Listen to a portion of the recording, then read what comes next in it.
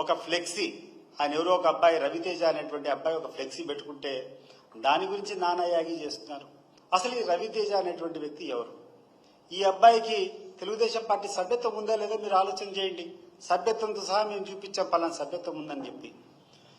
ఒకటి తెలుగుదేశం పార్టీ నాయకులు గుర్తుపెట్టుకోవాల్సింది, ఈ యొక్క ఫ్లెక్సీ ఆ రోజు ప్రదర్శించడం వల్ల మీరు ఆ వ్యక్తిని అడిగి పంపించి ఒక కన్ఫ్యూషన్ క్రియేట్ చేయడానికన్నా పంపించిండాలా, లేదంటే నిజంగా ఆ అబ్బాయికి మీరు చేసేటువంటి మోసం, మీరు చేసేటువంటి దగా నచ్చక మీ మీద వ్యతిరేకత ఉన్న ఆ ఫ్లెక్సీ పట్టుకొని ఉండాలి.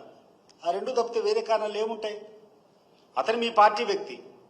మీ పార్టీ వ్యక్తి జగన్మోహన్ రెడ్డి ఫ్లెక్సీ పెట్టుకొని రఫా రఫా నరకాలని చెప్పేటువంటి ఒక స్లోగన్ పెట్టి ఆడ ప్రదర్శించాలంటే రెండే కారణాలు ఉండాల.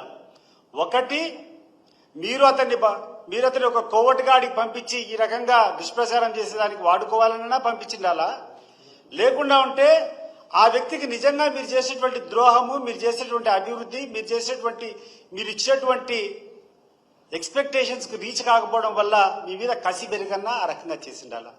దానికి మీరు జవాబు చెప్పాల్సింది పోయి ఆ కల్చర్ మాదని చెప్పి మాట్లాడుతున్నారు. ఈసారి ఒకసారి ఆలోచన చేయి. ఈరోజు కారు కింద పడి సింగయ్య జరిగినటువంటి విషయాన్ని ఇంత రాజకీయం చేయాల్సినటువంటి అవసరం ఉందా? ఒకసారి గుర్తుపెట్టుకోండి.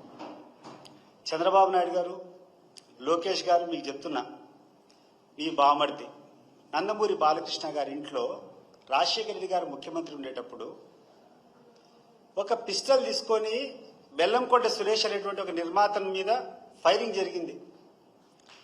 ఫైరింగ్ జరిగితే ఆ మనిషి, ఆ సురేష్, దాదాపు ఒక నెల 2 నెలలు హాస్పిటల్ ఉండి రికవర్ అయినారు. ఆ రోజు రాజశేఖర రెడ్డి గారు ముఖ్యమంత్రి. ఎన్టీ రామారావు గారి కుమారుడు, ఆయన ఇంట్లో ఏదైనా జరిగితే బాగుండదని చెప్పి